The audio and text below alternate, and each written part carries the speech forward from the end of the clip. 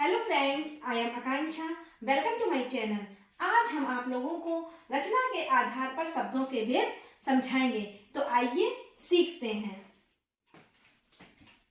रचना के आधार पर शब्दों के 3 भेद होते हैं। नंबर 1 रूढ़ शब्द, दूसरा होता है यौगिक शब्द और तीसरा होता है योग रूढ़ शब्द। तीसरा होता है योग रूढ़ शब्द। तो आइए हम पहले समझते हैं रूढ़ शब्द। रूढ़ शब्द क्या होता है? जिन शब्दों के सार्थक खंड नहीं हो सकते हैं उन्हें हम रूढ़ शब्द कहते हैं। जैसे हाथी, ठीक, हाथी को अगर हम हाँ अलग कर दें, ठीक अलग कर दें तो कोई शब्द बनेगा? नहीं बन सकता। तो इस तरह के हाथी का कोई भी सार्थक खंड नहीं हो सकता, इसलिए इन्हें क्या कहेंगे? रूढ़ शब्द। इसी तरीके से रोटी, ठीक है, रोटी का अगर हम खंड करें तो रोटी, ठीक, रो अलग टी, तो उसका कोई अर्थ ही नहीं निकलेगा, कोई सार्थक खंड नहीं होगा, सार्थक शब्द ही नहीं निकलेगा। तो इस तरीके से रोटी का कोई खंड नहीं हो सकता, इसलिए इन्हें हम रूढ़ शब्द कहते हैं।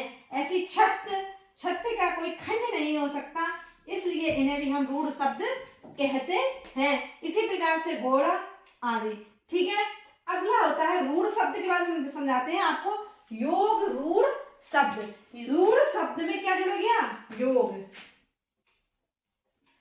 रूढ़ शब्द में क्या जुड़ गया? योग। और योग का अर्थ होता है मिलना, ठीक है। तो जो शब्द 2 या 2 से अधिक शब्दों के मेल से बनते हैं और विशेष अर्थ में प्रयोग किए जाते हैं उन्हें हम योग रूढ़ शब्द कहते हैं। यानी कि विशेष, यानी किसी तीसरे की ओर इंगित करें तो उसे हम योग रूढ़ शब्द कहते हैं, या किसी विशेष की अर्थ, विशेष अर्थ में प्रयोग किए जाए, या किसी तीसरे अर्थ, किसी तीसरे की ओर इंगित करें। मैं सब समझो, किसी तीसरे की ओर इंगित करें तो उसे हम योग रूढ़ शब्द कहते हैं। जैसे लंबोदर, क्या है? लंबोदर। लंबोदर किसका है? गणेश जी, यानी किसी विशेष अर्थ में प्रयोग हुआ, किसी तीसरे की ओर इंगित किया, तो ये हो गया हमारा योग रूढ़ शब्द। दशानन, दशानन इंगित किसने किया? रावण को।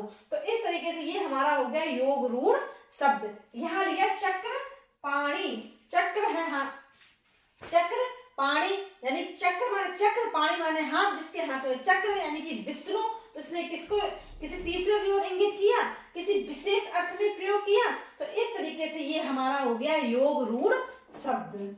अब आता है हमारा यौगिक शब्द।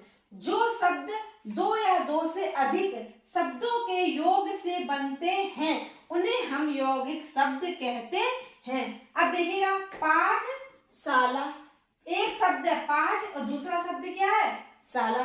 तो पाठशाला यानी 2 शब्द, 2 या 2 से अधिक शब्दों के योग से जो बना उसे हम क्या कहेंगे? यौगिक शब्द। तो पाठशाला जो हमारा हो गया क्या?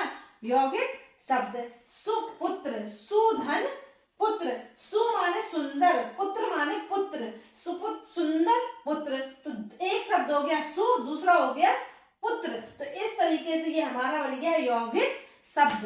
तीसरा है हमारा रसोई घर। तो एक है शब्द रसोई, दूसरा क्या है? घर। तो यानी रसोई एक शब्द क्या है? रसोई, दूसरा शब्द क्या है? घर। तो इन 2 शब्दों से मिलकर जो हमारा शब्द तैयार हुआ उसे हम क्या कहेंगे? यौगिक शब्द।